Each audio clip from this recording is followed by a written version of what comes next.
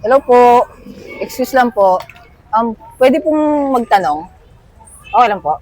Ah, okay lang po ba may mic? Parang interview lang, short interview. Naka-record lang po ako for study kung nadi-deliver ko ba ng tama yung message. Okay lang po ba? So, kahit sino po. Hello kids. Pangalan ko po pala JB. Tapos yun po yung anak ko, si Benix. So magtatay po kami. Kung makikita niyo po sa t-shirt ko, kung alam niyo na kung ano yung itatanong ko sa inyo. Medyo may idea po kayo. So, may tanong lang po ako mga naka-line up, konti lang. Yung una ko pong tanong, ano po sa tingin nyo yung mangyayari sa isang tao pagka nag-pass away na siya? May idea po kayo? Kunyari na mayapa na isang tao, ano kaya yung next after nun? May idea po kayo? Or di nyo pa napag-isipan? Hindi pa. Follow-up question na lang po. Naniniwala po kayo na may heaven and hell? Hindi rin, hindi rin si ate kayo po. Kung may langit or lupa. Naniniwala. Tapos si ate, parang skeptical. Parang nasa agnostic type. Okay. Para malaman natin kung agnostic or hindi naniniwala. Sa mga hindi pa nakakarating. Opo. Tama. Wala pang nakakaalam talaga kung anong mangyayari. Naniniwala po kayo na may Diyos. May God. So, ang pinakamaganda pong evidence yung universe na mismo eh. Kasi siguradong may nag-create po nun eh. Parang example po, itong building na to nasa likod natin. Sigurado po ako na hindi natin kilala kung sino yung arkitekto, yung engineer, tapos yung foreman, tapos yung mismong nagbuhos ng pundasyon. Pero alam natin, dahil nakatayo siya, may nag-create. So same din po dito sa mundo, tsaka doon sa outside Earth, yung universe. So may creator po. So, kung may creator, meron din po tayong value dun sa creator. Kasi hindi lang po yung mundo yung kinrate ng creator. Pati po tayo. Kinrate po niya tayo sa kanyang image. May tanong lang po ako. May idea po kayo, kung may creator, tapos kinrate niya tayo sa kanyang image, tapos tayo po na tao ay may value sa Diyos, at ang gusto ng Diyos mapunta tayo sa langit, at huwag dun sa lupa, ano po sa tingin nyo kaya ang pwedeng gawin ng isang tao upang mapunta siya sa langit? Pwede po ano ba? Dasal. Magdasal. Kayo po ate? Siyempre, unang-una, dapat di ka gagawa ng masasama sa kapwa mo. Ano po ulit, sorry?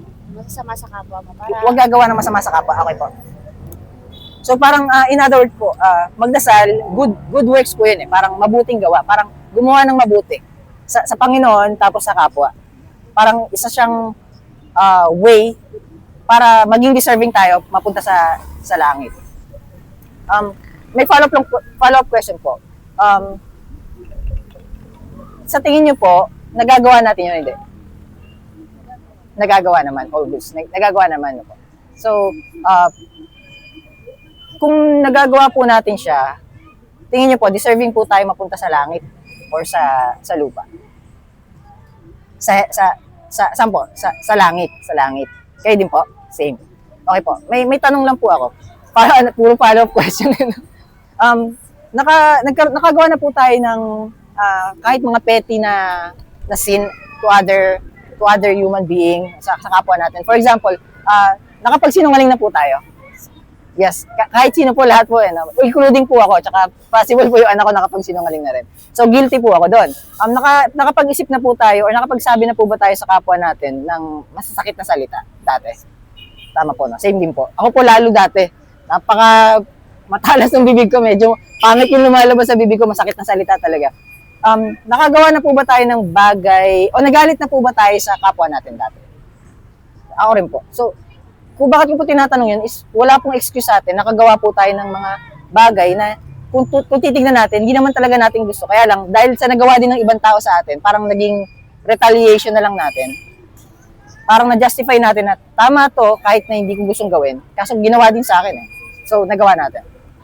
Tingin nyo po, yung creator ng universe, kung tayo ay titignan niya doon sa tatlong nagawa lang po muna natin na yun, tingin nyo po, guilty po ba tayo sa mata ng creator, ng Diyos? Or hindi po tayo guilty? Tingin nyo po, ano pong deserving tayo makuha? Based dun sa, kung titignan tayo ng Panginoon doon sa tatlong kasalanan na yun, reward po ba or punishment? punishment, same din po, ako din po.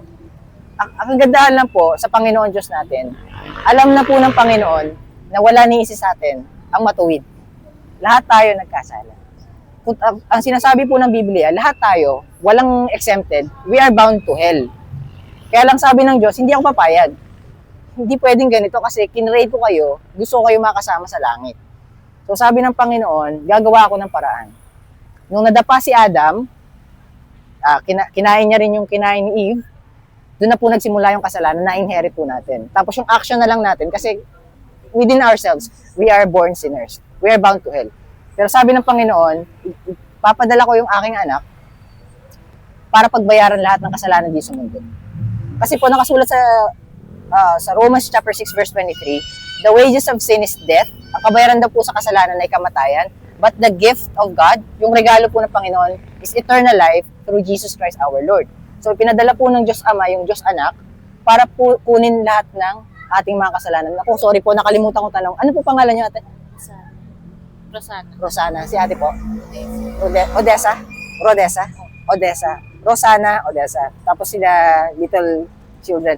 Ma'am, yung mga kasalanan po natin, including po sa kanila, pati po sa anak ko, tsaka sa akin, ginawa po ng Panginoong Jesucristo, kinuha po niya yung kasalanan na yun. Ang kinuha pong kasalanan ni Jesus Christ, hindi yung kasalanan niyo sa nakaraan. Hindi po yung kasalanan niyo sa present. Kung hindi, kasalanan niyo sa nakaraan, sa present, tsaka sa future. Binayaran po ng Panginoong Jesucristo yun 100%. Ngayon po, kung ang wages ng sin, ang kabayaran ng kasalanan ay kamatayan, pero kinuha ng Panginoon ang ating kasalanan 100%.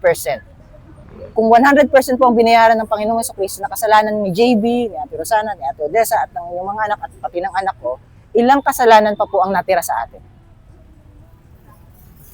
Ulitin ko po yung ginawa ng Panginoon. Sabi po ng Panginoon Diyos, kukunin ko ang kasalanan mo 100%. Past, present, and future sins. Even yung kasalanan mo bukas, babayaran ko na rin. Mga gagawin pang kasalanan. Pati mga gagawin kasalanan. Kasi alam po ng Diyos na magdadapa tayo. Kasi ito, mahina, yung flesh. But yung spirit natin, gagabayan tayo. But ang binayaran ng Panginoon, lahat ng kasalanan natin, pati na yung sa future, 100%. Kung binayaran po ni Lord, yung kasalanan natin 100%, ilang kasalanan pa natira sa atin? Wala na. Ngayon po, kung wala tayong kasalanan, dahil kinuha na ng Panginoon, tingin nyo po, ilang porsyento kaya na mapupunta tayo sa langit? Exactly. Yun po yung message ng Bible. Ang nangyayari lang, nadidistort. Ang nangyayari kasi, lumalayo yung mga tao, akala ng mga tao, hindi ako deserving, unworthy. Hindi ako karapat-dapat sa harap ng Panginoon.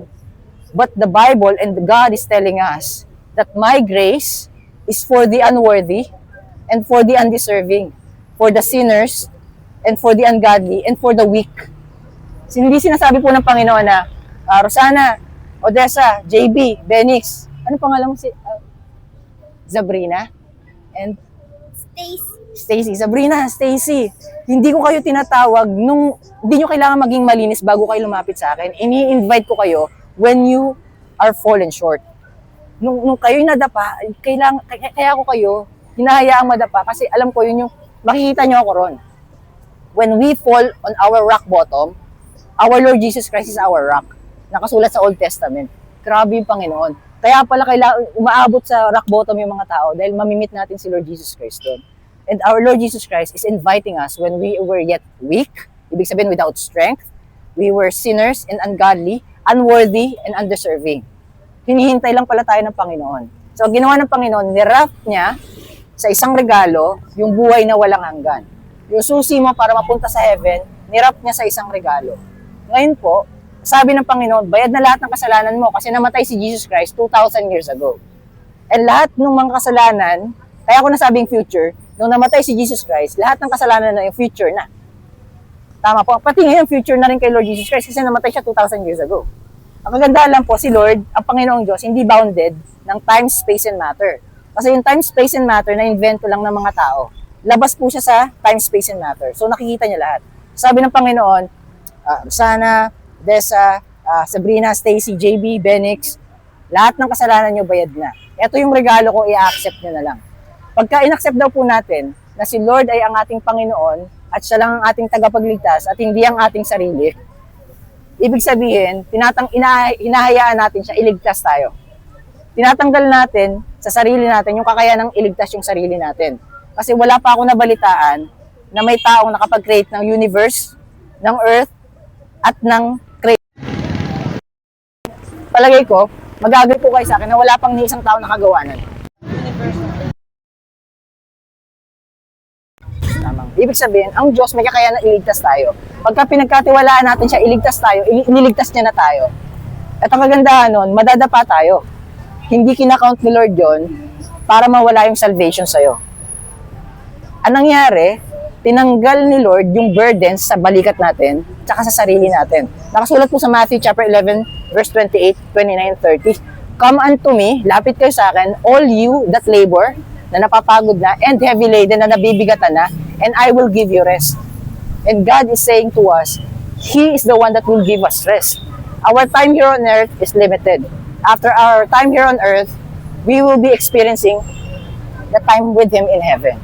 Full of joy, full of happiness, and full of peace of mind. May narinig na po ba kayo? Medyo nakakatakot lang. Nakabalita na po ba kayo na nag-suicide na tao? Alam niyo po ba kadalasang tinatakbuhan ng suicidal person? Depression, anxiety, stress, anger, hatred, envy, sorrow, all those negative things, yun yung tinatakasan nila eh. The problem is, Satan deceived them. Hindi nila alam yung bagay na yun, yun yung dadatnan nila sa impyerno. Dahil ang pinapangako ng Panginoon sa langit ay kapayapaan, kaligayahan, at kasaganahan. Walang kadiliman. So, kung bakit ko po sinashare sa inyo to, kasi naligtas ako, suicidal din po ako dati. Umabot po ako sa suicidal thoughts. And kung mapapansin nyo, wala dito yung mother niya kasi separated kami. And I wasn't able to fix it. And I've done a lot of negative things. Napakasama talaga nung pinagdaanan ko. May mga bagay na nagawa ako na sobrang lalayuan niyo ako pagka nalaman niyo. Kaya lang yung Panginoon, tinanggap ako sa kabila ng yun. Sabi ko na sa kanya, kunin mo na eh, sawa na ako. Pero ginawa niya, pinakita niya yung sarili niya sa akin. So I'm so happy and I'm full of joy and full of love coming from the Lord, and I just want to share it sa mga tao. Eventually, na at least makilala niyo kung sino yung tunay na Diyos. Kasi sinasabi doon sa iba, hindi, kailangan mo magsimba muna. Kailangan mo muna magpabaptize. Kailangan mo muna gumawa ng mabubuti sa kapwa bago kita iligtas. Hindi po yun yung good news ng Panginoon. Ang good news ng Panginoon, wala kang kayang gawin para iligtas yung sarili mo. Ako nagagawa ng paraan para sa'yo. Tapos po, pagka naunawaan natin yung buhay na walang hanggan, sige po, tuloy po. Tuloy lang po. Sorry.